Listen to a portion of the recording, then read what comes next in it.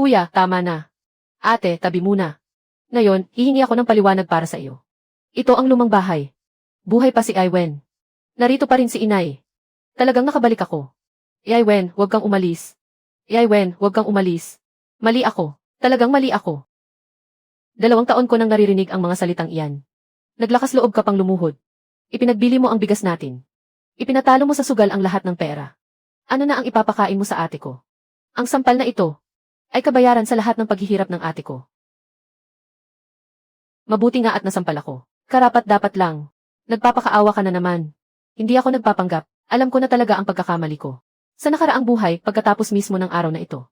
Muli akong gumawa ng kalokohan. Kinuha ko ang huling mahalagang bagay sa bahay. Kinabukasan, itinulak ko si Iwen sa kawalan.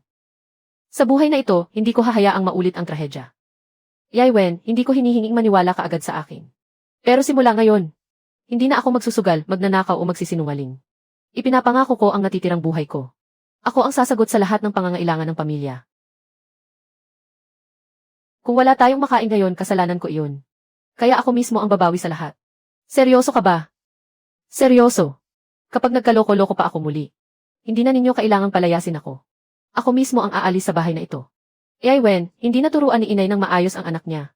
Bigyan mo pa siya ng huling pagkakataon. Kung hindi pa rin siya magbabago, ako mismo ang maghahatid sa iyo pabalik sa pamilya mo. Lindsay, isang pagkakataon lang ang ibibigay ko sa iyo. Lindsay, hindi walang masasandalan ang ate ko. Kung muli mo siyang pahihirapan, bilang kuya niya, hindi ako papayad. Kuya, tatandaan ko iyan. Ipapakita ko sa inyong lahat.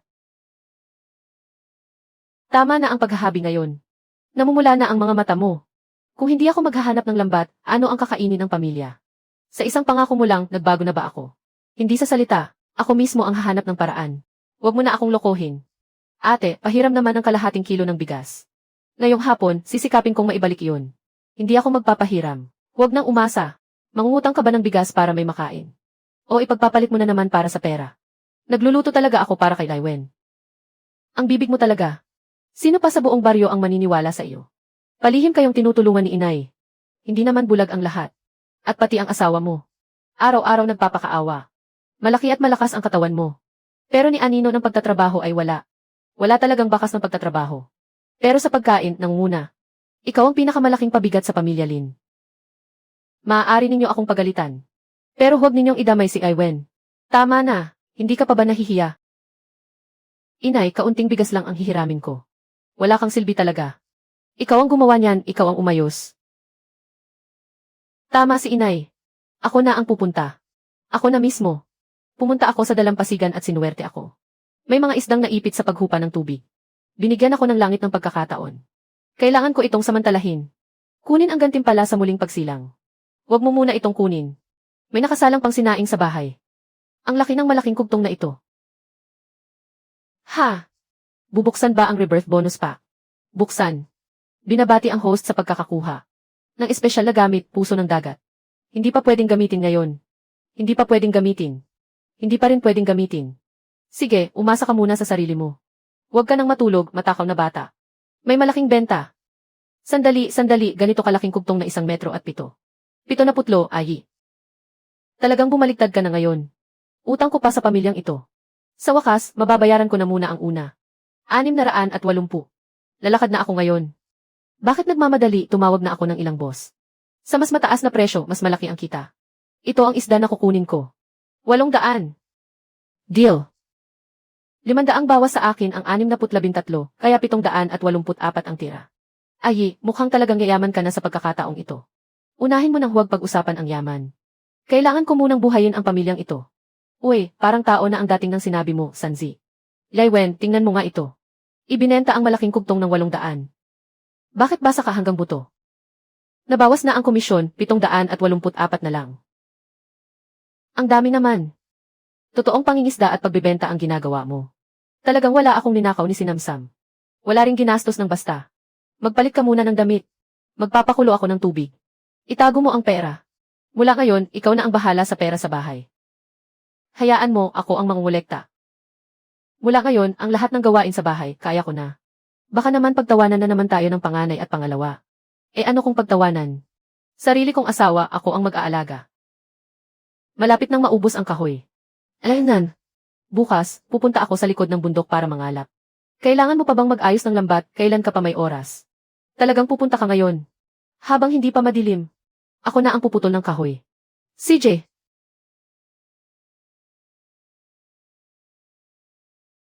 Ayi, narinig kong naibenta mo raw ang malaking isda. Pumunta ka sa lumang lugar at maglibot ng 2 ikot, hindi ka naman malulugi. Lumayo ka nga. Ako na ang puputol ng kahoy. Ako ang tatagain mo ng kahoy. Linawin mo, ito ay pagputol ng kahoy. Hindi paglalaboy. Inay, mukhang pupunta na naman si Palaka sa taniman ng prutas. Kita mo, alam na ng buong baryo ang pakulo mo, hihihe. Noon, magulo ang kita ko. Pero mula ngayon, unti-unti ko silang papaamuhin. San? Narinig kong naibenta mo raw ang isdang mahigit 1,000 yuan. Bumili si Kuya Xin ng bangka, kulang pa ng 100. Paikot-ikot muna tayo. Ang perang ito, kailangang pambayad pa rin sa utang. Kailangang unahin ang sarili nating bahay. Nakaabang din ang bahay ni Kuya sa pagpapatayo ng bubong. 6 na katao ang siksikan sa isang kama. Kung mangungutang, unahin sana kaming pautangin. Ang pamilya namin manghihiram ng 100. Sapat na ang 700 ngayon. Haha. Pwedeng pahiram pero hindi pwede ngayon. Hintayin ninyong ayusin ko muna ang mga lumang masamang accounts bago ako maglabas ulit ng pera. Pagdating ng oras, hihiramin namin ang 200 ng pamilya. Ayi, huwag kang magpadalos-dalos. Hindi madali para kay Daiwen. Paano pa ba natin haharapin ang buhay na ito? Hindi na naman siya mapakali. Daiwen, huwag kang magmadali. Nandito ako. Alam mo pang umuwi. Hindi ako pumunta sa dati kong pinupuntahan. Nagtago lang ako sandali sa likod ng bundok. Ate, hindi na muling magsusugal si Ai. Makakaasa ka. Kung ganoon, ano ang gagawin natin bukas? Bukas ng umaga, pupunta ako sa bayan para magpakita. Kapag may nakasalubong akong taga-nayon natin, sasadya kong magpakawala ng balita. Sasabihin kong muntik na tayong maubusan ng pera. Para hindi na sila muling mangutang sa atin. Hindi lang sa hindi na sila mangungutang. Magmamadali pa silang maningil ng dati nilang utang. Pagdating ng araw na iyon, babayaran ko silang lahat. Kahanga-hanga ka talaga, Kuya Fa. Wala akong pakialam kung mabuhay ka man o mamatay. May pera kayong ipangsugal. Pero wala kayong pambayad ng utang. Wala na akong maaasahang maipapautang sa inyo. Bayaran muna ninyo ang 20 kilo ng bigas noong 1 taon. At ang 35 bayad sa bigas na kinuha ninyo sa amin. Ang bigas na kinuha ninyo sa amin. Pati ang kamote, kailangan ng kwentahin ng maayos. At huwag ninyong kalimutan ang utang sa pamilya ko. Sige, lahat ng dapat bayaran ay tatapusin ko ngayon. Hindi ba natalo mo na sa sugal ang lahat ng pera, bunso? Ano ang ipambabayad mo? Inay, kahapon nadala ako ng tukso at inisip kong mabawi ang lahat ng dati kong natalo. Pero hanggang hating gabi akong nagpakasakit. Bigla akong natauhan. Nasaan ang pera? Wala pang 100 ang natira. Karapat-dapat akong mamatay. Unahin kong bayaran ang dati kong utang. Babayaran ko ang lahat ng utang na bigas. Inay, huwag kang mag-alala. Mula ngayon, ako na ang hahawak ng pera. Hindi ko na ito ipapahawak sa kanya. At mula ngayon, kay Daiwen ipagkakatiwala ang lahat ng pera ng pamilya. 3. Magbabayad ka talaga. Ang dati kong utang ay kabayaran sa pagiging masamang tao ko. Ang pagbabayad ngayon ay tungkulin ko. Parang sumikat ang araw sa kanluran. Nagbabayad na talaga ng utang si Lin Sanzi. Hindi lang siya nagbayad. Humingi pa siya ng tawad. Ayi, parang nananaginip ako ngayon. Hindi ito panaginip. Ako ang sasalo sa pamilyang ito mula ngayon. May paparating na bagyo sa mga susunod na araw. Maghanda ng maaga ang lahat. Ayi, bakit bigla kang nagbago ngayon? Hindi pa ba nakakabalik sa bangka sina Itay at Atcheng? Isdang pipino. Puno ng isdang pipino ang lambat ng bangka ng pamilya Lin. Bilisan ninyo, pumunta kayo sa pantalan at tingnan. Punong-puno ito ng malalaking huli. Ayi, bangka ba nila iyon? Puntahan natin at tingnan. Matanda, Atcheng. Ayos lang ba kayo? Ayos lang. Nakabalik kami bago lumakas ang hangin. Inay, isang buong bangka ng bahaba ang nahuli namin. Diyos ko, magkano kaya ang mapagbibilhan nito? Tiyo Kaihe, hindi pwedeng basta-basta ibenta ang huling ito. Kailangang ipatawag ang mga negosyante ng pagkaing dagat sa bayan. Pati ang mga may-ari ng mga restoran ay dapat mag-agawan sa presyo. Kung ganoon, tawagin ang pinakamalaking mag-aalo. Talagang tinamaan ng swerte ang pamilya ni Lin Sanzi ngayon. 65 ang lahat ng kuha ko. 66, kalahati nito ang kukunin ko. Ako naman ang kukuha sa natitirang kalahati. Ayos sa 66. Tiyo, gusto ng 2 pamilya ang lahat. Napataas na rin ang presyo. Mabebenta ba sa presyong ito? Sige, 66. Ibawas na lang ang bayad sa tagapamagitan. Ang matatanggap ninyo ay 1,635. 1,635, ilang taon bago tayo kikita ng ganito. Isang biyahe lang sa dagat, nakauwi na tayo. May pambayad na tayo sa bahay habang buhay. Umuwi muna tayo, huwag ka nang maghintay sa pantalan. Itago muna nating mabuti ang perang ito. Walang magsasalita ng kung ano-ano. Napakaraming nakakita sa pantalan. Paano natin iyon maitatago sa lahat ng iyon? Ay, pakiramdam ko napakalaking halaga ng perang ito. Baka may maghangad dito. Napakalaking halaga nito. Siguradong may pupunta rito bukas. Kuya Cheng, ikaw mismo ang lumapit sa akin kahapon. Ako ang pumalit sa iyong paglalayad. Kung hindi ako ang pumalit sa iyo sa paglalayad, dapat sa akin ang buong huli ng malalaking bahaba. Nakapagpalit na tayo, kaya tapos na iyon. Kung sino ang pumalaot, sa kanya ang huli. Ginamit ninyo ang bangka ng pamilya namin. Hindi naman mali kung hahatiin ang pera, di ba? Ang paglalayag. Sa lahat ng taong ito, nakahuli ba kayo? Nang ganoon kalaking bahaba. Ate Yulan, bawasan mo ang tapang ng dila mo. Dapat talaga sa pamilya namin ang isdang ito. Matagal nang sinabi ni Tiyo Kaihe. Kung sino ang pumalaot, siya ang kukuha ng huli. Hindi ba ganito na ang ginagawa ng pamilya natin sa loob ng maraming taon? Nakikipag-usap ako sa kapatid ko. May karapatan ka bang sumabat? May bahagi rin ako sa isdang ito.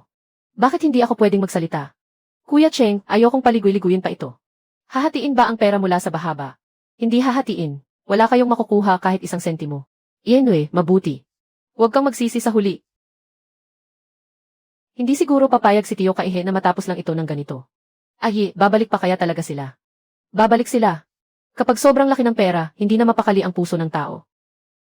Iyan hayaan silang pumunta. Nasa panig natin ang katuwiran. Patayin sila. Kuya Cheng, bakit ang dami mong isinama? Balak ba ninyong mang-agaw sa harap ng lahat? Hatiin sa kalahati ang pera ng bahaba. Kapag binigyan ninyo kami, magkakapamilya pa rin tayo. Huwag mong gamitin ang pagiging magkapatid para manakot. Kung ayaw ninyong magbayad, kukuha kami ng gamit bilang kabayaran. Kay Itay ang bangkang iyon. Iniwan niya iyon para sa aming tatlong magkakapatid. Kung may huli, dapat itong paghati-hatian. Salitan nating ginagamit ang bangka ng tatlong pamilya. Matagal nang itinakda ang tuntunin. Kung sino ang pumalaot, sa kanya ang huli. Dapat ako ang pumalaot kahapon. Ako ang pumayag na ipalit ka. Mapanganib ang paglalayag. Kapag kumikita, gusto mong may bahagi. Nang may bagyo at alon, ikaw ba ang sasalo ng panganib para sa iba? Ate Yulan, huwag kang magsalita ng walang kabuluhan. Hindi kayo pumunta rito para maghanap ng katarungan. Nasilaw lang kayo sa pera. Huling tanong ko na, hahatiin ba ninyo o hindi? Hindi hahatiin. Hahaha, sige. Biyanan kung ayaw niyang magbigay. Kumuha na lang tayo mismo. Kuya Cheng, talaga bang papasukin mo ang mga tao rito para maghakot ng gamit? Ayaw mong magbigay ng pera. Huwag mo akong sisihin kung hindi na ako magpapakita ng awa. Bahay ito ng pamilya Lin.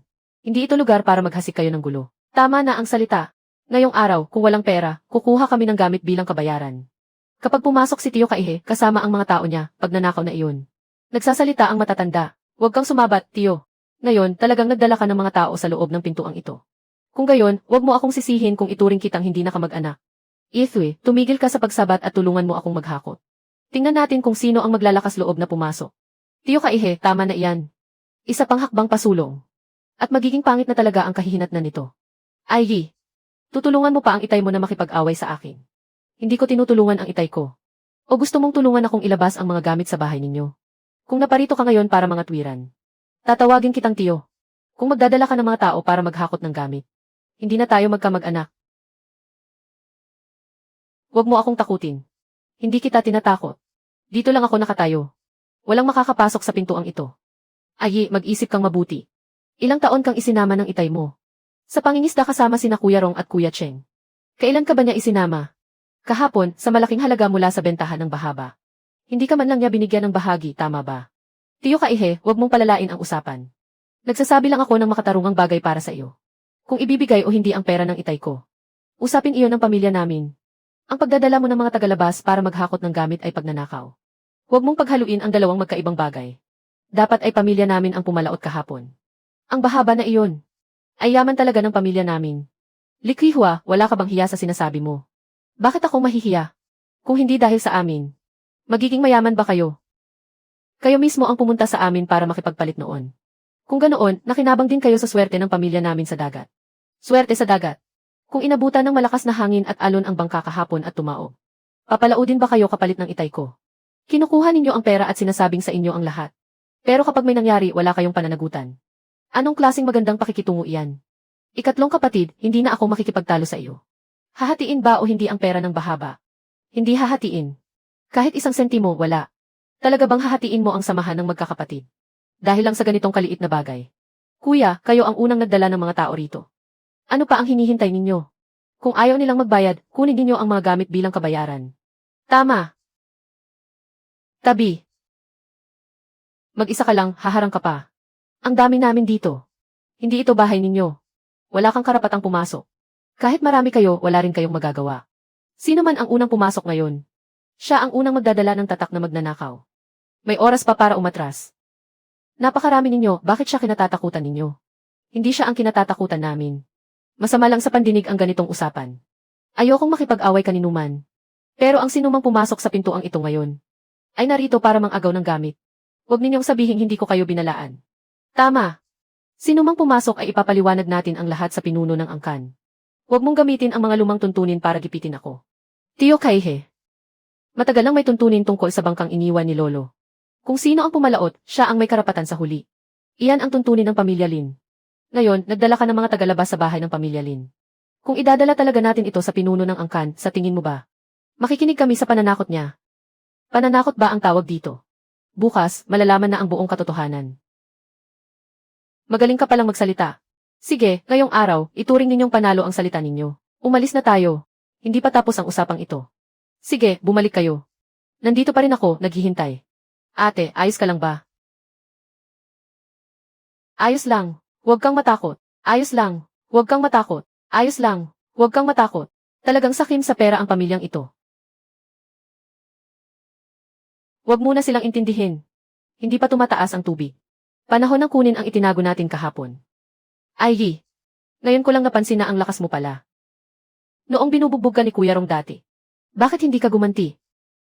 Tunay mong kuya siya. Kahit tunay mong kuya siya, binubugbog ka pa rin niya. Noon, ganoon ang kinahinatnan ko. Wala akong mukhang maiharap para gumanti. Binugbog niya ako para ipaghiganti ka. Paano naman sina Tiyo Kaihe ngayon? Iba sila. Hindi sila naghihiganti para kanino man. Pumunta sila para agawin ang pera ng pamilya natin. Kung may magtatangkang agawin ang pamilya natin. O mang-api sa iyo. Hindi ko sila pagbibigyan. Kagugulo pa lang ng bahay natin ng ganoon. At naglakas loob ka pang lumabas. Hindi na maglalakas loob si Tiyo Kaihe na bumalik ngayon. Napakaraming taong nakasaksi kanina.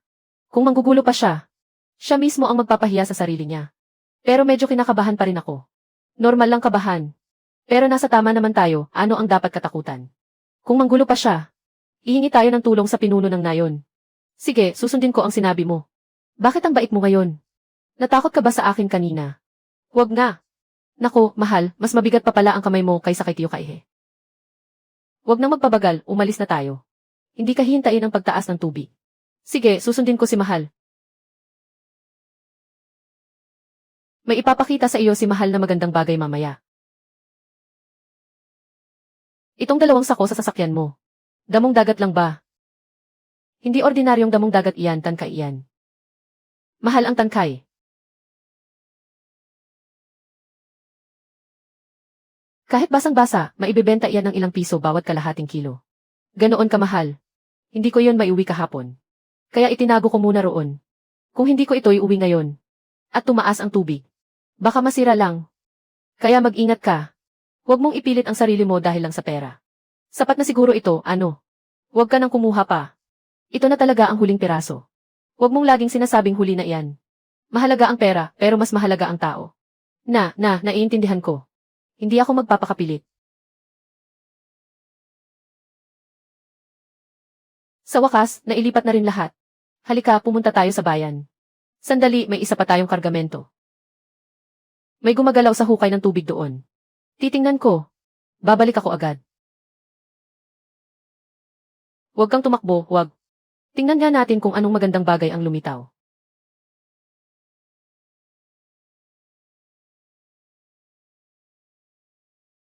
May isda nga talaga. Nakakuha tayo ng isang teacher grouper. At isang bluestone grouper. Ay, napakaswerte mo naman. Hindi lang ito swerte. Binigyan ako ng may kapal. Ng pagkakataong magsimulang muli. Kapag dumating na ang bangkang bibilhin natin. Mag-ipon muna tayo ng 3,000. 3,000 agad ang hinihingi mo.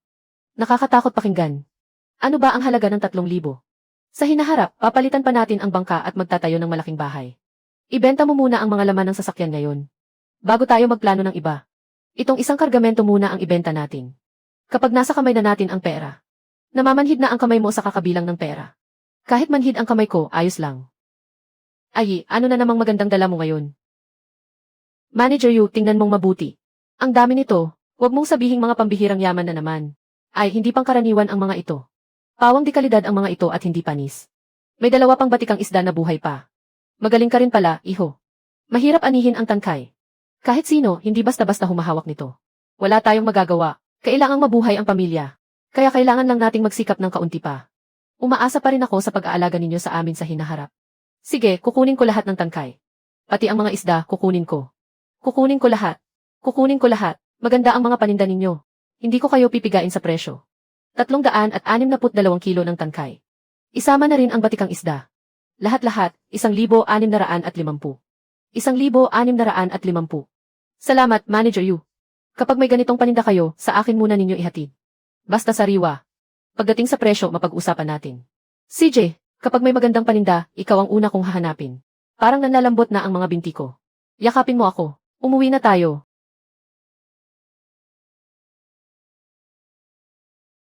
Naingatan ko na ang pera. Kumain ka muna ng kaunti. Mas kampante ako kapag ikaw ang humahawak ng pera. Panatag ang loob ko. Huwag ka munang tumawa. Sobra-sobra ang perang nakuha natin ngayon. Nanginginig pa rin ang kamay ko. Ayi, Lai Wen.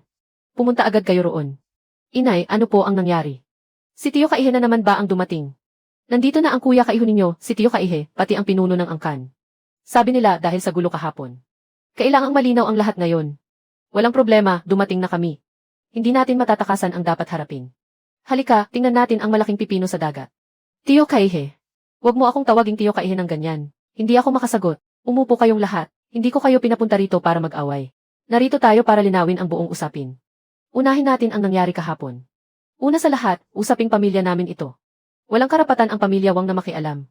Kaihe, nainggit ka dahil kumita si Kaiho sa bahaba. Nagsama ka pa ng mga tao at dumagsa sa bahay nila. Wala kang katuwiran sa usaping ito. Pero hindi rin tama na lahat na lang ay isisi sa akin ang pinuno ng angkan. Pero ahi, hindi rin naman magaan ang ginawa mo. Nagdala ka ng mahigit 10 tao sa bahay nila. At pinatayo mo sila habang inililipat ninyo ang mga gamit. Ako, hindi iyon ang ibig kong sabihin. Pinuno ng angkan, maaari ba akong magsalita? Magsalita ka. Kahapon, dumating ang isang grupo sa bahay namin. Papasok sila sa bulwagan namin para kunin ang mga gamit. Kung nagparaya ako, hindi lang kaunting pera ang mawawala. Ang mukha ng itay ko ang mawawala sa dangal. Pati ang dangal ng buong pamilya Lin. Ahi, mag-ingat ka sa mga sinasabi mo. Tiyo Kaihe, sapat na ang natanggap ko kahapon. Kung hindi sila basta-basta titigil. Lumabas kayo sa bakuran namin. Mahigit 10 tao ang dumating para maglipat ng gamit. Hindi mali na harangan sila. Kaihe, tigilan mo na ang paghahalungkat sa usaping ito. Magkakamag-anak tayong lahat. Hindi magandang lumaki pa ang gulo. Susundin ko ang pinuno ng angkan. Kaya tapos na ang usapin kahapon. Ngayon naman, pag-usapan natin ang bangka. Ang bangka, itong bangkang ito. Hindi na ako maaaring makigamit muli ng bangka kasama ang bunso. Kung ganoon, maghiwalay na tayo. Hindi ipinagbibili ang bangka sa iba. Para hindi mapahiya ang pamilya Lin. Sa dalawang pamilya, sino ang gustong tumanggap? Sino ang magbabayad sa kabilang panig? Magkano ang halaga ng bangka? Ang bangkang bakal na ito ay tinatayang 1,850 piso. Ang tatanggap ang magbibigay sa kabilang pamilya ng 618. Magbigay tayo ng paunang abuloy.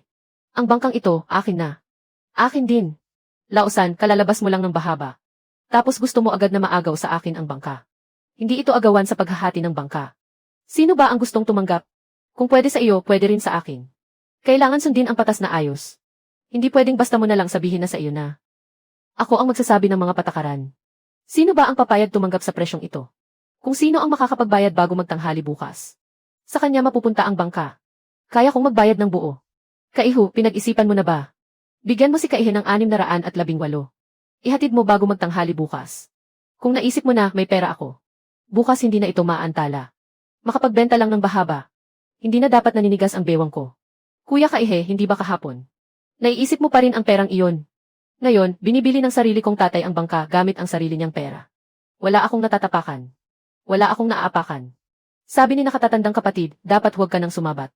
Sabi ni nakatatandang henerasyon, huwag ka nang sumingit sa usapan. Tama ang sinabi ni Ahi.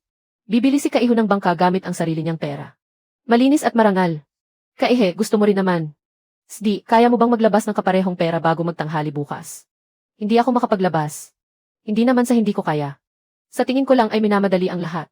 Mabilis man o hindi, kanina pa naman sinabi ang patakaran. Kaya ni Kaihu.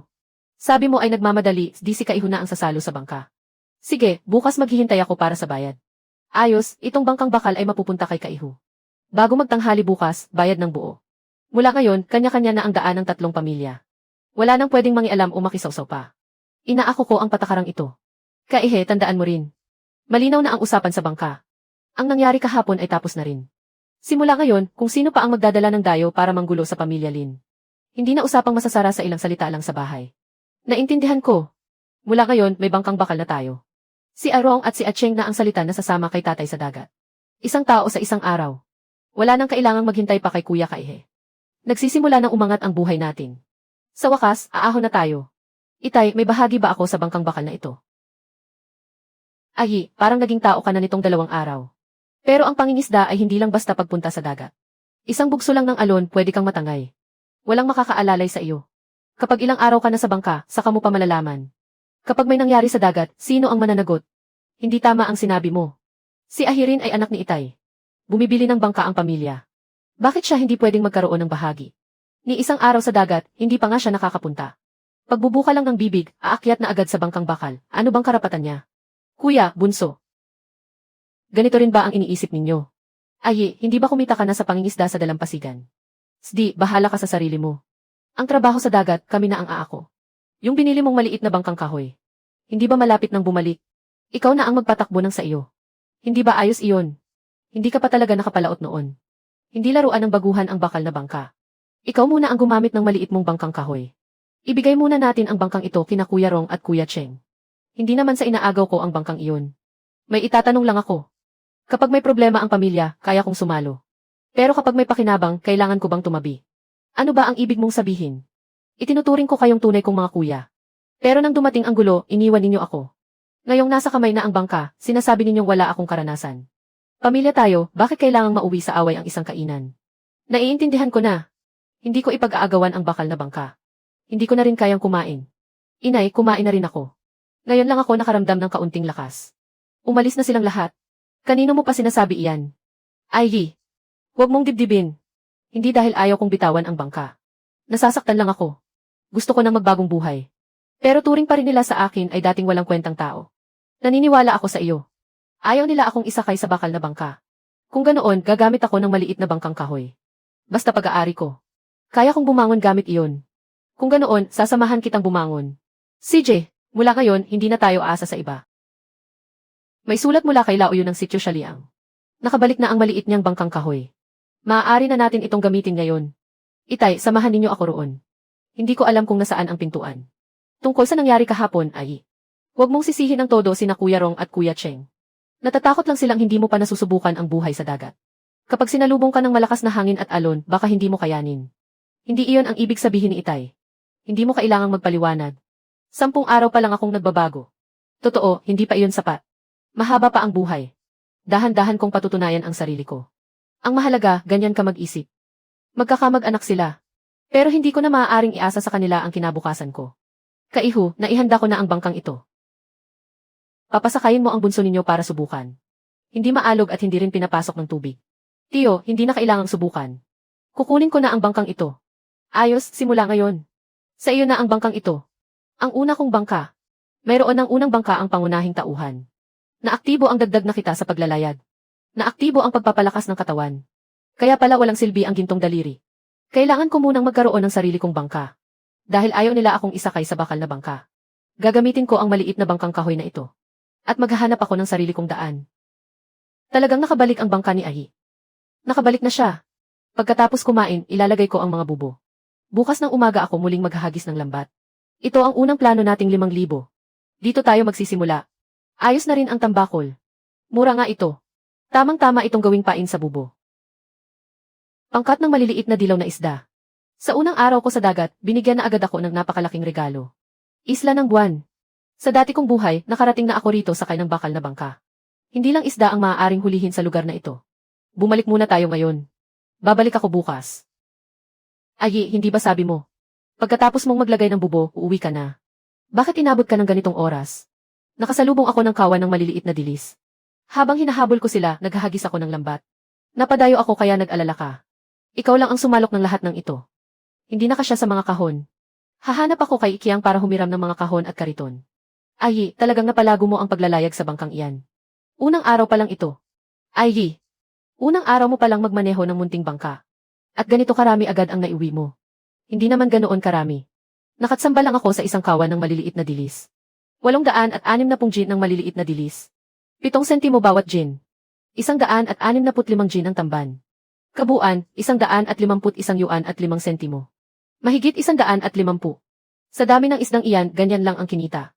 Nagreklamo ka pa na kaunti. Ang isang munting bangka, kalahating araw lang, kumita ng mahigit 150. Samantalang ang mga bakal na bangka ng iba. Maghapon ang nagtatrabaho, ibinabawas pa ang gasto sa langis. Kung ganoon, hayaan silang gumamit ng bakal na bangka. Kahit ang munting bangka ko, kaya rin kumita. Ayi, ano naman ang laman ng karitong iyan? Mga sirang lambat, 2 sentimo bawat isa. 40 piraso ang nakuha ko. Ganyan nakasira, may mapapakinabangan pa ba? Ngayon, may natuklasan akong isang disyertong isla. Mahirap hulihin ang mga ito sa karaniwang pangingisda sa mababaw. Pero baka ang mga sirang lambat na ito ang tamang magamit doon. Sigurado ka bang maaasahan ang paraang iyan? Baka hindi gumana sa dalampasigan ng baryo natin. Pero pwede natin itong subukan sa islang iyon. Kaya bukas, tatanggap ka pa rin ng mga sirang lambat. Tatanggapin ko. Basta hindi sobrang sira. 2 sentimo bawat piraso.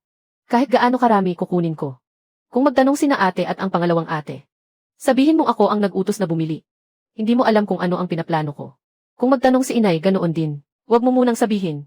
Sige, susundin ko ang sabi mo. Dito mismo. Sa ngayon, hindi natin mapapakinabangan ang mga bakal na bangka. Ako mismo, gamit ang munting bangka ko, ang maghahanap. Magtatayo ako ng landas na hindi pa tinatahak ng iba. Isang landas na hindi pa natatahak ng iba. Iba ang isla ng buwan. Kapag mataas ang tubig, pumapasok ang mga isda. Kapag humuhupa ang tubig, madaling maipit ang mga ito. Hindi na pwedeng hilahin sa dagat ang mga sirang lambat. Pero pwedeng gamitin sa bunganga ng look para harangin ang agos. Ngayon, ihahanda muna natin ang lahat. Nasa laot pa ang mga bubo. Puntahan muna natin ngayon at kunin ang isang biyahe. May maliliit na ulang dagat at lapu-lapu. May alimango, alimasag at alimangong bulaklak. 2 hanay lang ng bubo, ganito na karami.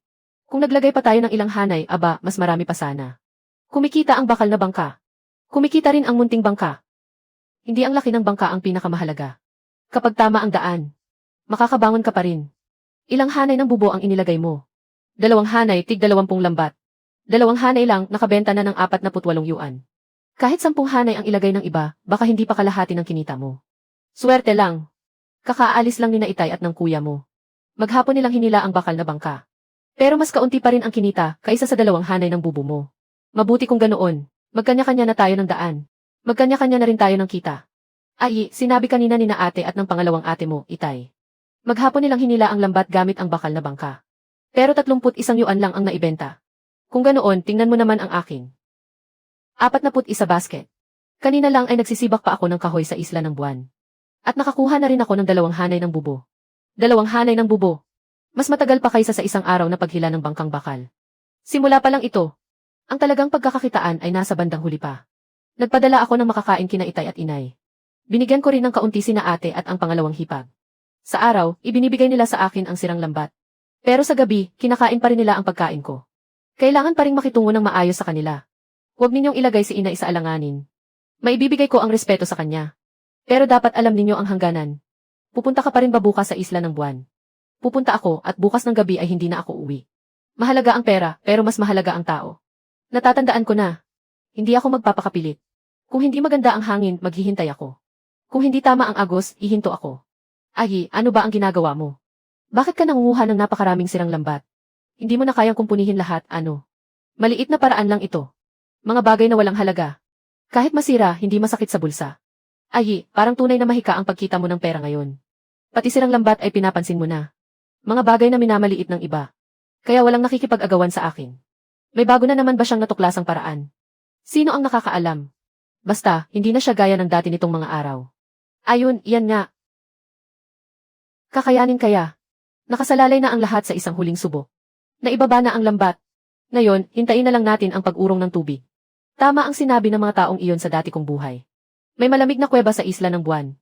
Kapag inilagay doon ang mga isda, hindi nasisira kahit buong magdamag. Tama nga, narito talaga. Isang likas na kuweba ng yelo. May ganitong lugar pala rito. Panatag na ang daan ko tungo sa yaman sa isla ng buwan. Talagang sulit ang sirang lambat na tig 2 sentimo. Napakaraming kargamento ang nahakot nito. Hindi pwedeng may makaalam. Itago muna natin ito sa freezer ngayong gabi. Bukas ng umaga, diretso na tayo sa bayan para magbenta. Ilagay muna rito, bukas na natin ihatid. Sapat na ang huling-huli para hilahin nila ang bangkang bakal ng ilang araw. Hindi pwedeng ibenta sa nayon. Masyado itong mapapansin. Pumunta muna tayo sa istasyon. Pagkabenta ng kargamentong ito, kailangan nating bumalik agad para manghuli ulit. Boss ng isda, mayroon akong isang bangkang kargamento. Bibilhin mo ba ng cash? Tatanggapin mo ba? Sa liit ng bangkang iyan, gaano karami ang kargamento mo? Nasa labas lang. Tingnan muna ninyo. Kung patas ang presyo, ibebenta ko. Kung hindi, lilipat agad ako ng lugar. Sige, tingnan natin. Napakasariwa nito. Kailan mo ito nahuli? Timbangin muna natin. Makikita naman kung sariwa o hindi. Sige, kapatid. Napakalaki ng hasang na pula. Sa maliit mong bangka mo ba naiuwing lahat ito? Boss Huang, makikita mo kung sariwa ang kargamento. At maririnig ko rin kung patas ang presyo. Sige, maganda ang kargamento. Bibigyan kita ng magandang presyo. Kwentahin natin bawat kahon. Bata, ang buong kargamento ng bangka mo ay 220. Cash ito, Boss Huang. Ganyan ako makipagnegosyo. Kapag maganda ang kargamento, nagbabayad ako agad. Sariwa talaga ang kargamento ng bangka mo. Karapat dapat ito sa presyong iyon. Sa tanghali, may isa pa akong bangkang darating. Ano, may isa ka pang bangka? Haha, Boss Huang, maghanda ka lang ng cash. Ang batang ito. Hindi ito dahil sa swerte lang. Unang biyahe, 220. Ilang araw ng abala ang bangkang bakal. At ngayon, isang tunay na malaking huli mula sa isla ng buwan. Hindi pa lahat nakokolekta. Ngayon mismo, maisa sa katuparan na ang 5,000 plano. Napakalaki ng kilos ng kugtong na ito. Malakas ang hayop na ito. Pati buntot nito, delikado. Hindi pwedeng salubungin ang sapilitan. Kolektahin muna ang mga lambat sa tabi. Hayaan muna itong mapagod sa mababaw na tubig. Nakolekta na ang ibang huli. Ikaw na lang ang malaking halimaw na ito. Mababaw na ang tubig, halos ubos na rin ang lakas nito. Maaari na tayong kumilos. Kahit gaano kamahal ang huling ito. Hindi katumbas ng buhay ang halaga nito. Dahan-dahan lang, huwag mong hayaang pumiglas. Kung maibebenta natin sa magandang presyo ang isdang ito ngayon. At madadagdagan pa ng 26 na kahon ng huli. Talagang makakabangon na tayo ngayon. Napakalaking kugtong. Bata, saan mo ito nakuha? Sa dagat. Siguro nasa 2 o 300 gin ito. Paano mo naiuwing sakay ng maliit mong bangka? Maganda ang swerte at maaasahan din ang bangka. Kapag maganda ang swerte, nagpapakitang gilas pati ang bangka. May sorpresa ka nga, bata. At may dala ka pang ganito kalaking huli. Boss Wang, ganoon pa rin ang usapan. Kapag tama ang presyo, sa iyo ang huli. Walang problema. Halika sa tindahan ko. 232 gin at 2 liang. 70 sentimo bawat gin. Boss Huang, katatapos lang nating magnegosyo. Paglingon ko, binabaan mo na agad ang presyo. Hindi yata tama iyan. Ako si Boss Huang. Sa negosyo, konsensya ang puhunan ko. Iyan ang presyo ng laman ng isda. Pero buo ang isdang ito. At malaki rin ang katawan nito. Hindi pwedeng presyo ng karaniwang laman lang ang basehan. Buo ito. Marunong ka rin pala sa huli. Dapat manatiling maayos ang hasang at ibang bahaging ito. Hindi pwedeng basta baklasin. Kakailanganin ko pa ang mga iyon mamaya. Dapat pati ang hasang ay iwan mo. Kung presyo ng laman lang ang ibibigay mo sa akin. Akin na lang ang hasang. Ibebenta ko ang laman sa presyo mo. Sige na, wag na nating himayin ang kwenta. Buong isda na, bibigyan kita ng tamang presyo. Sige, titimbangin ko ang natitira. Sa wakas, tapos na rin ang talaan, bata. Isang araw lang ang maliit mong bangka. Samantalang ilang araw ang kailangan ng bangkang bakal ng iba. Boss Huang, magkano ang kabuuan? Kuya, mahal ang kargamento ng bangkang ito. Magkano? 632. Dagdag pa ang 220 kaninang umaga. Ngayon, nakapagbenta ka sa akin ng 832. Bayad agad sa lapi. Kapag may huli ka ulit, dito ka sa kuya mo. Kaya kong tanggapin ang buong kargamento ng bangka mo.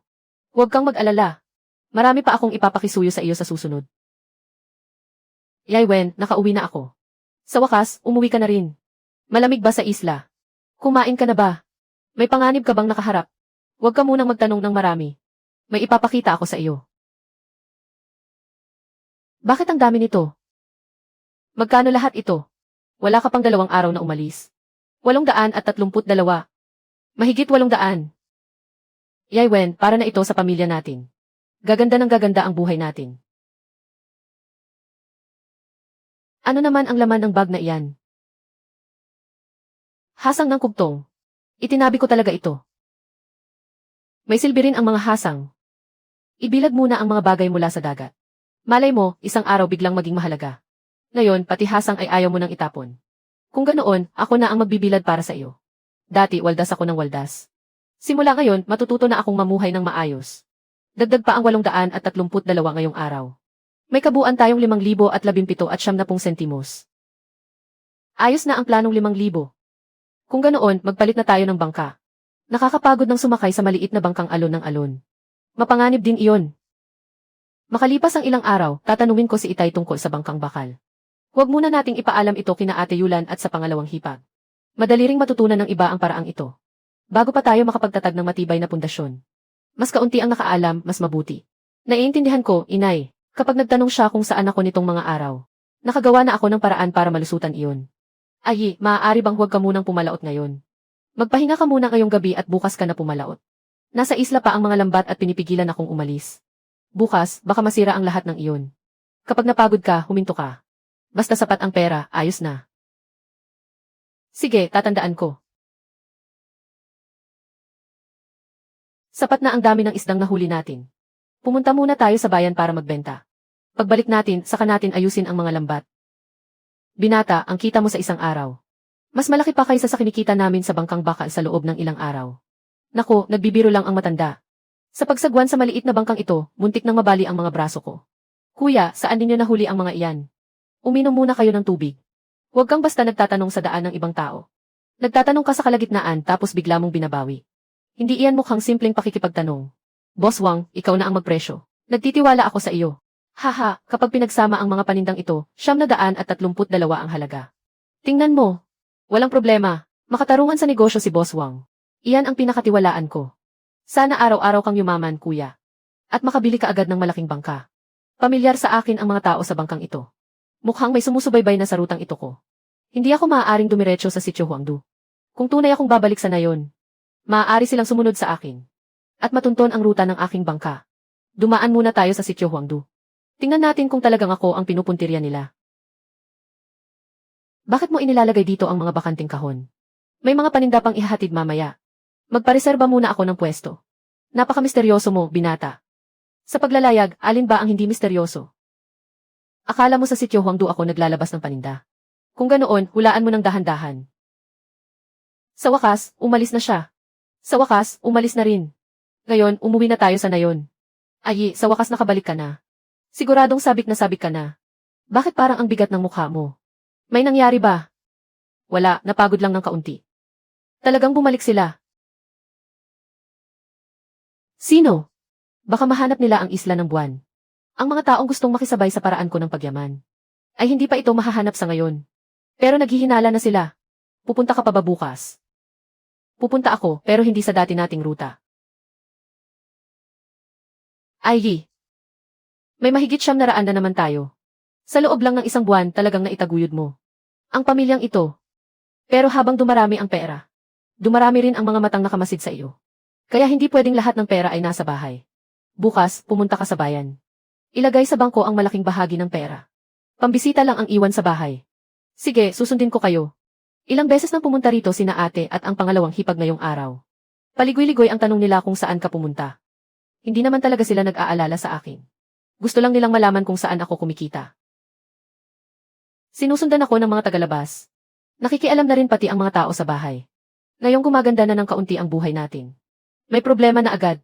Habang mas maraming nakakaalam. Lalo tayong hindi dapat magpahalata. Ang bunso ay misteryoso nitong mga nakaraang araw. Siguradong malaki na naman ang kinita niya. Kapag tinatanong siya, hindi rin nagsasabi. Para bang aagawin natin ang pera niya. Napakakuripot naman niya. Ilde, wag mong pakialaman. Habang mas nagmamadali sila. Lalo tayong hindi dapat mataranta. Ahi, bakit parang lagi kang nawawala nitong mga araw? Sa bawat balik mo, walang laman ang bangka. Hindi ba maganda ang huli mo? Kung talagang hindi kumikita ang maliit kong bangka. Ibebenta ko na ito. Sasama ba ako sa inyo sa paglalayag ng bangkang bakal? Ay, nagtanong lang naman ako. Huwag kang mag-isip ng kung ano-ano. Aba, may inaasikaso rin ako. Mag-usap na lang tayo sa ibang araw. Sa wakas, hindi na kailangang magtago sa bahay araw-araw. Kaya hindi na ako mapakali kahit matulog. Talagang may alam ang asawa kong si Kaiwen. Iba talaga ang nakapagtapos ng mataas na paaralan. Bawasan mo ang pagtitipid at bumili ka ng isang inahing manok. Bumili rin ako ng kaunting tangshen at huangki para lumakas ka. Halos buto at balat ka na sa pagod nitong mga araw. Sige, susundin ko ang ayos mo ngayong araw. Ginoong Wang. Inaalam ko pa para sa inyo ang hasang ng bahaba.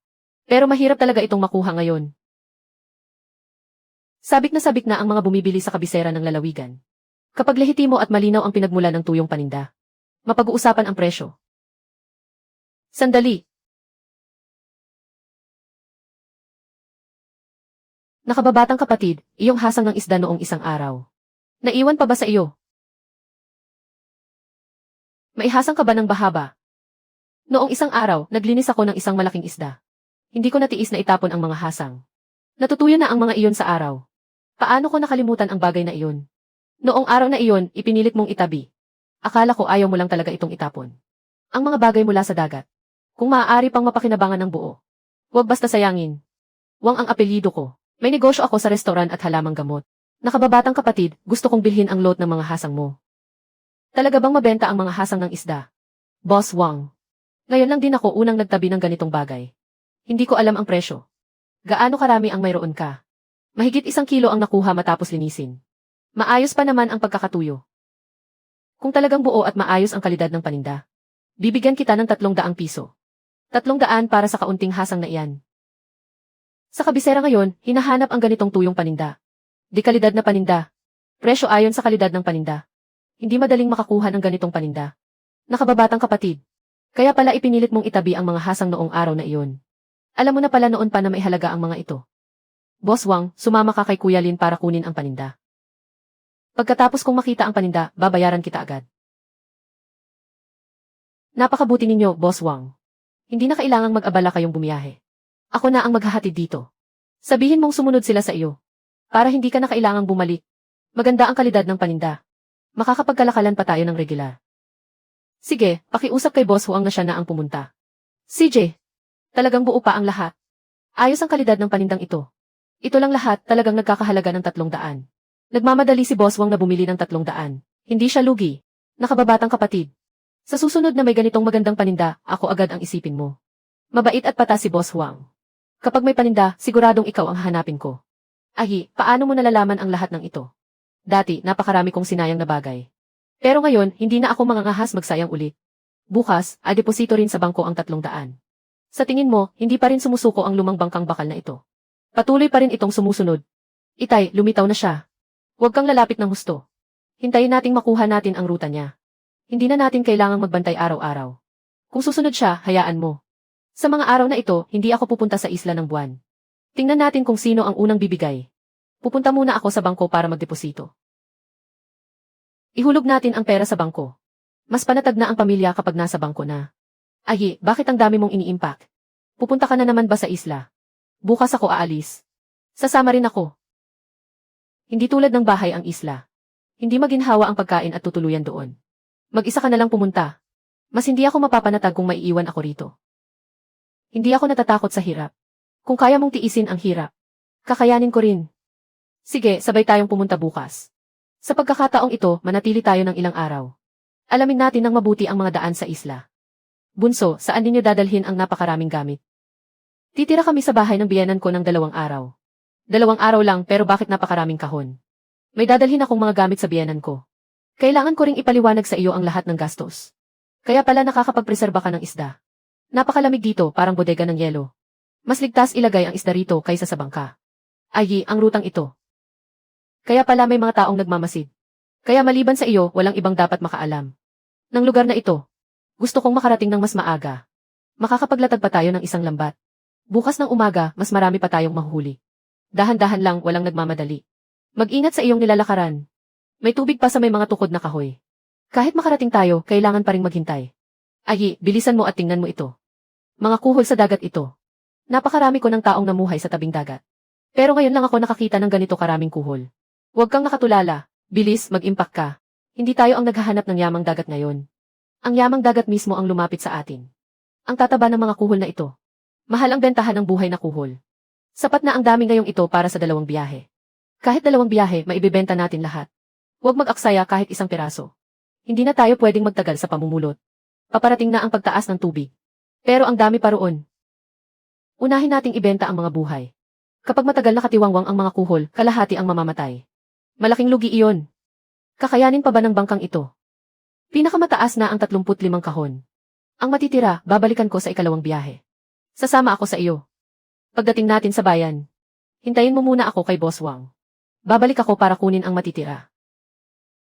Kuya, ilang araw na kitang hindi nakita. Hindi kami nakalabas ng dagat nitong 2 araw. Boss Wang, wag muna kayong magtanong. Magpatawag kayo ng mga tao at tulungan ninyo akong maghakot. May isa na namang malaking huli. Puno ang bangka ng buhay na kuhol. Mukhang napasukan mo ang pugad ng kuhol. Swerteng-swerte ka, parang biyaya pa ng langit ang ulam mo. Pero kalahati pa niyan ay... Kalahati pa. Mauuna na ang asawa ko at hihintayin ka rito. Babalik ako sa isla para sa ikalawang biyahe. Kuya, talagang bawat biyahe mo nakakasindak. Boss Wang, hintayin ninyo ako pagbalik ko bago tayo magpresyo. Bilisan ninyong kalkulahin ang lahat. Boss, kabuuan ay 3,564 gin. 7 mao at 8 bawat gin. 2,770 yuan at 9 na mao at 2. Buuin na lang ninyo sa 2,780. Kuya, sa 2 biyahe na ito. Lahat ng pera ng kalahating bangka mo, nabawi mo na.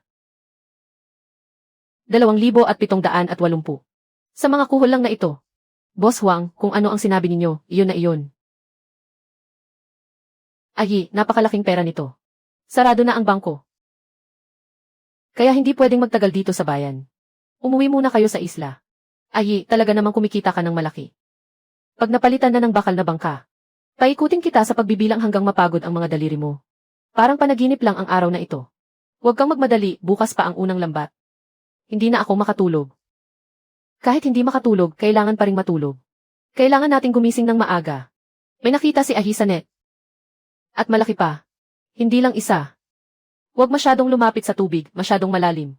Kapag bumangga ang malaking isda, hindi kakayanin ng tao. Baka tumakas pa. Hindi tatakas iyan, bagong habi ang lambat. Makapal at matibay pa. Kung hindi tatakas, antayin nating bumaba pa ang tubig. Ako na ang bahala. Kayo na lang ang magbantay dito sa gilid. Ay, bahaba ba iyan? Hindi lang bahaba. Mas mahal pa ang isda na nasa gilid. Mas mahal. Dilaw na isda. Ang bentahan niyan, sapat para makabili tayo ng bagong bangka. Isdang ipapalit sa bangka. Kaya ngayon, hindi pwedeng magkamali kahit kaunti. Unahin nating mapanatiling buhay. Masariwa, mas mahal. Kung ano ang sabihin ninyo, iyon ang gagawin ko. Kung ano ang gagawin ninyo, ganoon din ako. Yaywen, parang babaliktad na talaga ang kapalaran natin. Kapag sumabog ang unang lambat, tapos na. Ang dami. Sobra kang swerte sa akin. Ay, mabilis nang mapuno ang mga basket. Gamitin na rin ang sako. Ang mga mahal, hiwalay na ilagay. CJ, ang mga basket na dala natin. Pati ang mga sako ay kulang pa rin. Unahin ninyong isakay ang 30 basket sa bangka. Ang natira, ilagay muna sa maililim. Babalik ako para hakutin ulit. Yung 2 malalaking isda. Ipadala muna natin sila. Mas maaga makarating sa pantalan, mas mataas ang presyo. Ay, kaya pa bang tumagal ng mga isda doon sa pantalan? Kung kaya nilang makarating sa pantalan, malaki na iyon. Boss Wang, pakisabihan ninyong maghakot ang mga tao. Maaga pa, bakit napakamadali? Ano na naman ang nahuli ninyo? Kugtong at dilaw na isda. Ano raw? Tunay ngang si Kuya Fa ay may mahalagang hito. At may isang napakalaking kugtong pa. Kuya, saan mo nahuli ang dambuhalang isdang ito? Buksan na ba natin ang bodega? Ilipat muna natin ng tahimik. Ang 2 bahaba ay may bigat na 1,165 gin. Ang isang kugtong ay 931 gin. Ay, mas malaki ba ang mga isdang ito kaysa sa kabibe? Sobra pa. Napakamahal ng isdang ito. Hindi ko na kayang kainin. Ano ba ang balak mong gawin? Ikaw na ang kumausap sa buyer. Ako na ang bahala sa komisyon.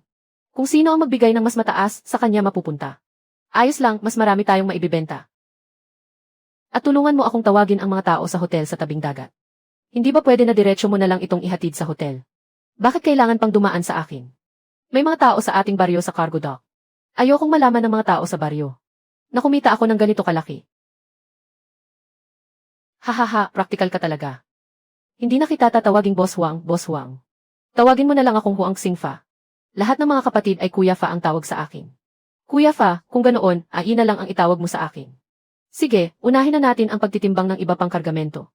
Tatawagan ko muna ang boss. Ay Wen. Sa pagkakataong ito, mukhang may magpapalit ng ating bangka. Ay, talagang babangon na tayo.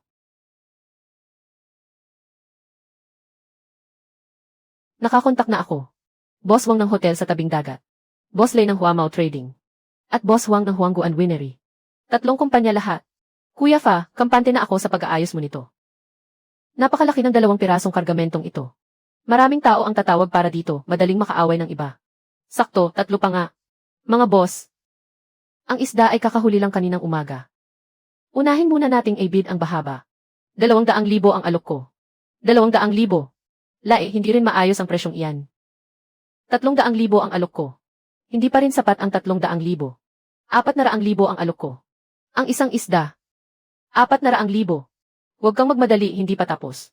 500,000 ang alok ko. Hindi na ako makikipagtawaran. Bahaba na punta kay Boss Wang. 500,000, ay. Nanaginip pa tayo. Hindi pa naginip ito, totoo ngang bumaliktad ang kapalaran natin. Sunod naman ay bid natin ang kubtong. 150,000. 200,000. 400,000. Dahil gustong-gusto nila ay ang kubtong. Sa iyo na iyan. Napunta ang kubtong kay Boss Lay.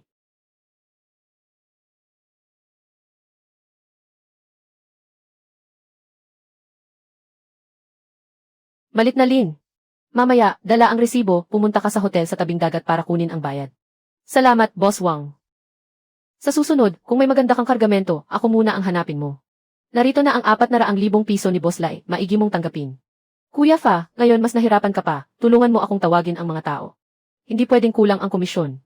Sabi natin 100 talaga. Talagang kinikilala mo ako bilang kuya mo. Sa susunod, dalhin mo pa rito ang mas maraming magagandang kargamento. Sige, Kuya Fa. Tinatandaan ko ang kabutihang ito. Naipaabot na ni Patinglin ang utos. Ang 500,000 cash ay nandito lahat. Ilagay lang dito.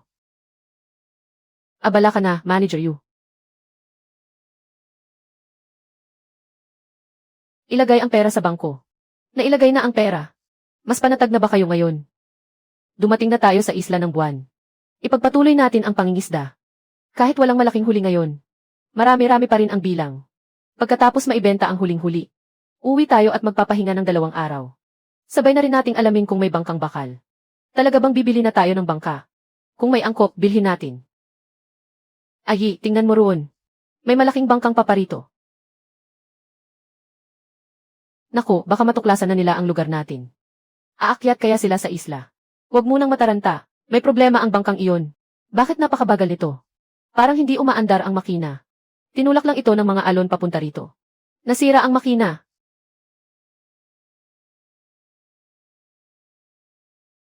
Parang bangka ito ng sityo natin. May tao ba sa bangka? May tao ba? Bakit walang sumasagot?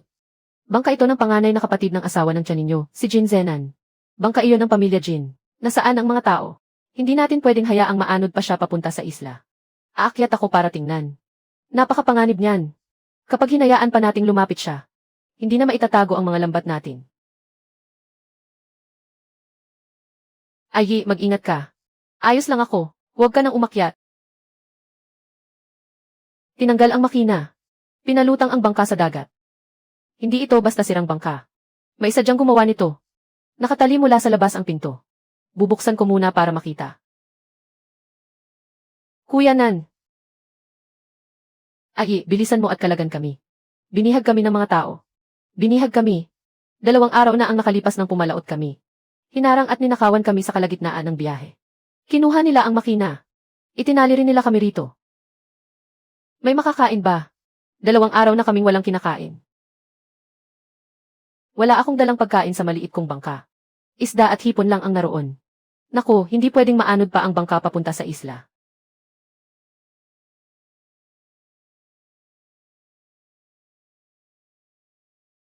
Ay, ano ang kalagayan ng mga tao sa bangka?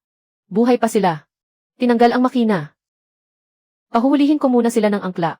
Hindi pwedeng patuloy na maanod ang bangka. Ay, mabuti na lang at ikaw ang nakakita sa amin. Hindi ko kayang hilahin ang bangkang ito. Ano ang balak mong gawin? Hindi ko pwedeng iwan ang bangka. Ikaw muna ang maghatid sa kanila pabalik sa sityo. Tumawag ka ng malaking bangka para iligtas ako. CJ,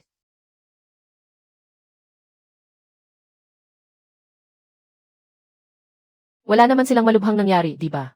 2 araw silang nagutom pero wala namang malubhang pinsala.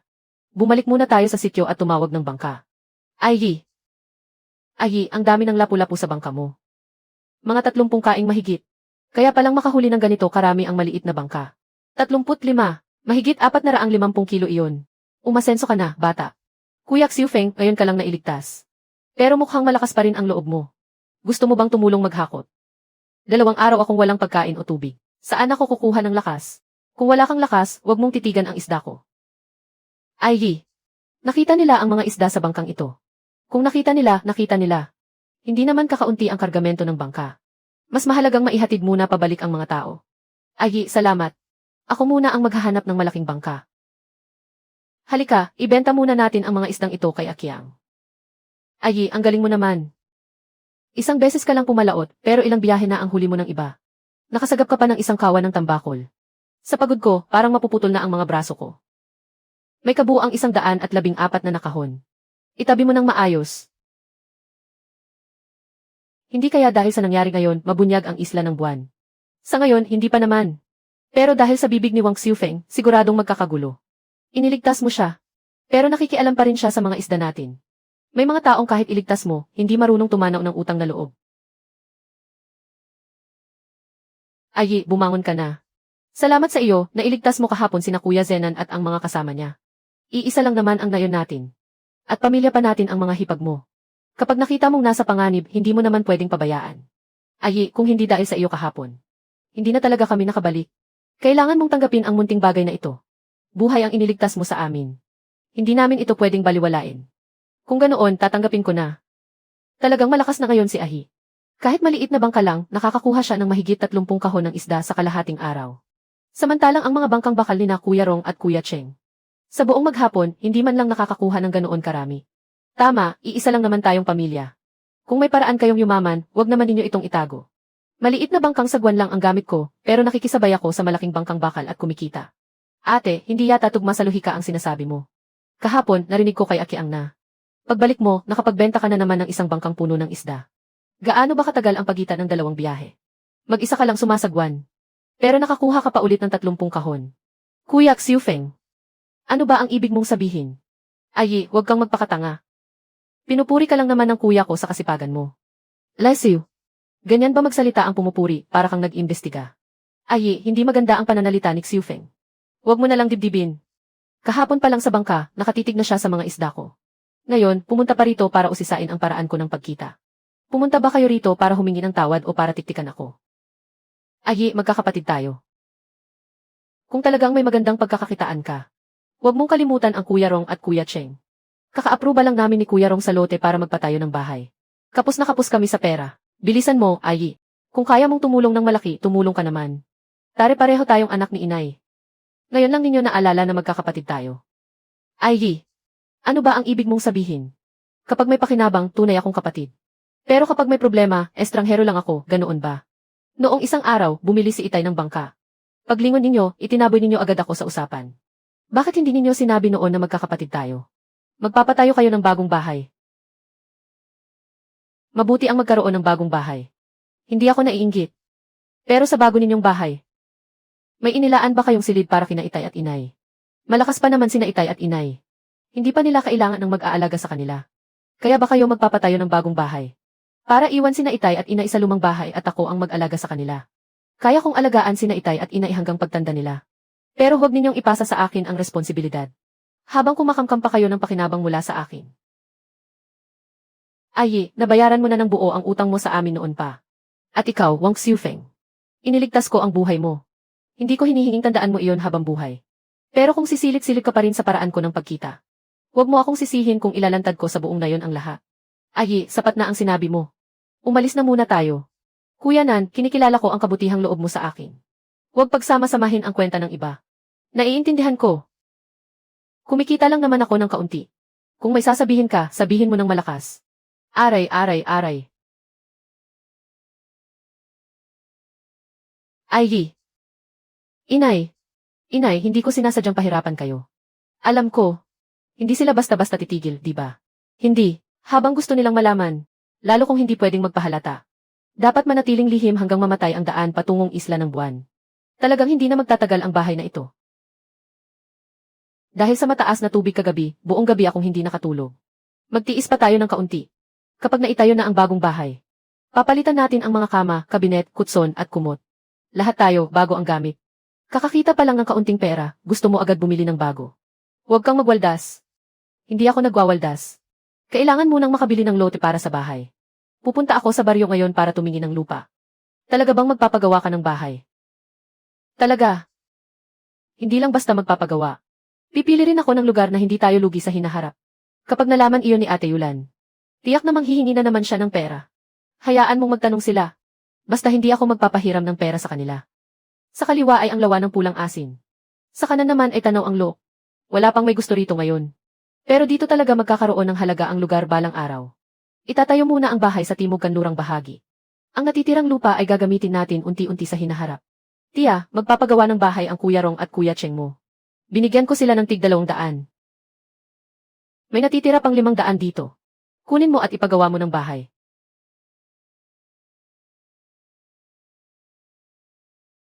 Itay, inay. May pera naman tayo. Sapat na para magpagawa ng bahay. Ang perang ito ay itinabi namin dahil natatakot kaming. Baka dumating ang araw na hindi na namin mapalaki ang mga anak namin. Palihim ko itong inilaan kay Daiwen. Noong bumili ka ng bangka, hindi kita naisama. Hindi pa rin iyon matanggap ng puso ni Itay. Itay, inay, hindi ko pwedeng kunin ang perang ito ng libre. Hindi ako magpapagawa ng bahay para sa amin lang ni Daiwen. Ilang kwarto ang balak mong ipagawa? 6 na kwarto. 6 na kwarto. Isa para sa akin at kay Daiwen. Isa para kina Itay at inay. Isa para sa bunsong kapatid. Ang natitira ay itatabi para sa mga anak natin. Ikaw talaga, anak. Matagal nang pinag-isipan ni Ahi ang lahat. Bunso. Mali pala ang pagkakakilala sa iyo ni Itay noon. Itay at inay, talagang nagulat kayo sa akin. Masyado ko kayong binigo noon. Pero hindi na maulit iyon. Hindi ka pumalaot ngayon. Nasugatan ang braso ng Kuya Rong mo. Hindi niya mahila ang lambat. Pwede mo bang saluhin ang pwesto ng kuya mo? Sumama ka sa amin sa pangingisda ng ilang araw. Pwede, pero linawin muna natin. Paano hahatiin ang bayad sa mga isda? Sabay-sabay tayong maghapunan mamayang gabi. Pagdating ng oras, kayong magkakapatid na ang mag-usap. Sige, sabihin natin ng harapan at malinaw. Wala. Para wala nang sama ng loob sa hinaharap. Magpapagawa na kayong 3 magkakapatid ng mga bagong bahay. Kumain tayo ng sama-sama ngayon. Ano man ang sasabihin, pag-usapan natin ng maayos. Ahi, hindi makakapalaot ka makailan ang kuya mo. Kulang ng 1 tao ang bangka. Sumama ka kaya kina Itay at sa pangalawa mong kuya ng ilang araw. Sige, pero paano ang bayad? 2 piso lang ang bayad sa pagsama sa bangka buong araw. Bibigyan ka rin namin ng 2 piso. Matututo ka ng magpatakbo ng malaking bangka, may bayad ka pa. Kung ganoon, kalimutan na lang. Ang maliit kong bangka, mahigit 2 piso ang kinikita ko sa isang araw. Ayi, maswerte ka. Sumama ka sa bangka, baka mas malaki ang kita nating lahat. Kung ganoon, lalo akong hindi sasama. Maswerte ako. Ako na lang ang mag-aangat ng mga bubo at kikita. Bakit pa ako magtatrabaho para sa iba? Kuya Rong, Kuya Cheng. Kung gusto ninyong makinabang sa swerte ni Kuya Ahi sa dagat, magbigay kayo ng patas na hatian. Huwag kayong manlamang. Nakakahiya kahit pakinggan. 40% para sa may-ari ng bangka. 30% sa akin at 30% kay Kuya Cheng. Hindi ako makakasama sa laot. Ibibigay ko sa iyo ang kalahati ng 30% ko. Kung magkano ang benta ngayong araw, hahatiin agad ngayong araw. Ayos, 15%. CJ, isang salita, isang paninindigan. Huwag kayong urong mamaya. Magkakapatid tayo. Linawin muna natin ang lahat. Huwag tayong mag-away sa huli. Sige, Itay, narinig ko. Ihulog na ang lambat. Bilisan ninyo ang mga kamay ninyo. Kuya Cheng, huwag mong basta ilatag ang lubid. Marunong ka rin pala. Marunong ka bang tumingin sa lambat na ito?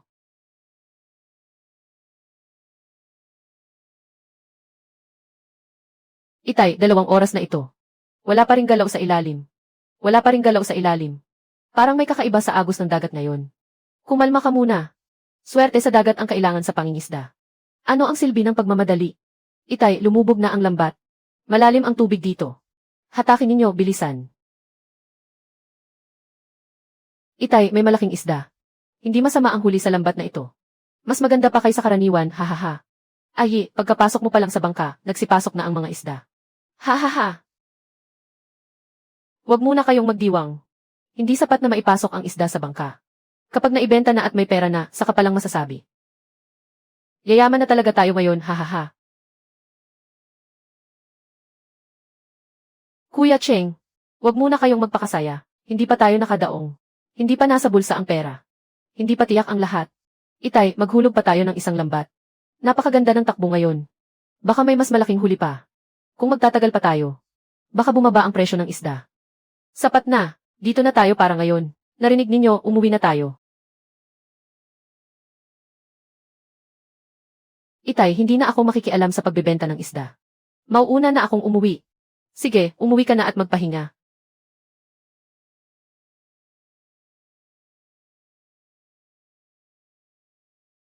Itay, magkano ang benta ng isda ngayon? Naibenta na. Ay, buong araw kang nagtrabaho. Pagod ka na siguro. Pag-usapan na lang natin mamaya ang hash-an sa huli. Ay, ikaw na mismo ang tumingin. Ate, bakit mo ako hinaharangan? Baka makita kung magkano talaga ang benta ngayong araw. Ay, sumama ka sa bangka at tumulong buong araw. Isang bungad pa lang, 15% na agad ang hinihingi mo. Hindi ba sobra naman iyon? Napagkasunduan na natin yan sa hapagkagabi. Mas marami ang naibentang isda ngayon. Kaya gusto mo nang baguhin ang usapan. Gusto mo talagang bawiin ang napagkasunduan, ano? Sino ba ang naghahati ng ganito kalaki sa pagsama sa bangka buong araw? Sinasamantala mo ang sarili mong pamilya. Wala naman talaga akong balak sumama. Kayo ang nakiusap sa akin na sumama. Personal na ipinangako ni Kuya Rong. Ngayon, gusto niyang bawiin ang usapan. Sino ba talaga ang nakikinabang sa kapwa? Halina at tingnan ninyo ito. Inaapi ni Ayi ang sarili niyang pamilya. Sige, tawagin mo. Pupunta ako ngayon sa tanggapan ng nayon para humiram ng mikropono. Hayaan nating buong nayon ang humatol. Ayi, tumayo ka dyan. Usaping pampamilya ito. Huwag ninyong iskandalisahin ang buong nayon. Kuya, sa wakas ay lumabas ka rin. Noong nagkukunwari si Ate Yulan na walang utang, hindi ka nagsalita. Wala nang silbi ang pag-inarte niya. Lumabas ka para awatin ako. Nagloko lang sandali ang Ate Yulan mo, haha. Wala akong pakialam kung nagloko siya o hindi. Isa lang ang itatanong ko sa iyo. Iyong 1/2% na ipinangako mo sa hapagkahapon. Bilang pa ba iyon o hindi? Linzirong, paano mo akong tatawaging tanga? Sino ba talaga ang kinakampihan mo? Tama na, hindi pa ba sapat ang kahiyang ito? Magsiuwi na kayong lahat. Ayi, umuwi ka muna. Huwag nating bigyan ng katatawanan ang mga tagalabas. CJ. Kumain ka muna. Maghapon kang nagtrabaho. Huwag ka nang makipagtulungan sa kanila mula ngayon. Kahit napagkasunduan na, binabawi pa rin nila. Nakakadiri talaga. Matagal ko nang nahulaan na mauwi ito sa ganito. Ngayong tapos na ang gulong ito. Tuluyan na rin tayong maghihiwalay ng landas. Kumakain pa si Ai. Iyong ginawa ni Ate Yulan kanina. Siya ang mali roon. Sabihin mo ng diretsyo. Tingnan mo, ganito na ang gulo ni na kuya at ate. Pwede bang kalimutan na lang natin ang 1/2%?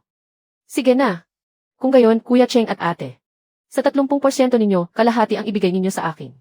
Hindi iyon ang ibig kong sabihin. Kung gayon, ano ang ibig mong sabihin?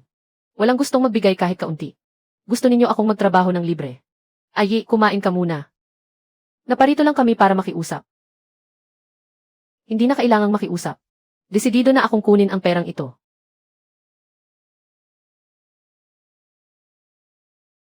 Nakatulog na ba si Ahi? Itay, ano po iyon? Ngayon, umabot sa 680 ang kabuang benta ng isda. Sa 1/2%, narito ang 102. Karapatan mo iyan. Talaga bang ibinigay sa iyo ni na Kuya Rong at Kuya Cheng ang pera? Magkapatid man, malinaw dapat ang usapan sa pera. Hindi sila mangangahas na hindi magbayad, haha. Ikaw ang sumagot para sa kanila, hindi ba? Kung kaya nilang ilabas ang 100 iyon. Sisikat ang araw sa kanluran bago pa mangyari iyon. Paano mo nalaman? Karapatan mo iyan. Huwag mong intindihin kung kanino nang galing. Kunin mo at gamitin sa pang-araw-araw. Itay, hindi ko kukunin ang perang para sa pagtanda ninyo. Itay, ayokong bayaran mo ang utang nila. Hindi ko kayang ibaba ang dangal ko. Sabay silang magmura sa kanila dahil sa pag-iwas sa utang. Habang inuubos naman ang dugo mo. CJ. Naiintindihan ko, anak. Mula ngayon, yumaman man o mabaon sa utang sina Kuya Rong at Kuya Cheng. Huwag na silang lalapit sa akin. Mabuti man o masama ang buhay nila. Wala na akong pakialam. Wala. Masakit ba sa loob mo? Kung sasabihin kong hindi, nagsisinungaling ako. Mamumuhay tayo ng sarili natin. Mula ngayon, sarili nating buhay ang aasikasuhin natin. Wala nang sinuman ang makakahila sa atin sa putikan.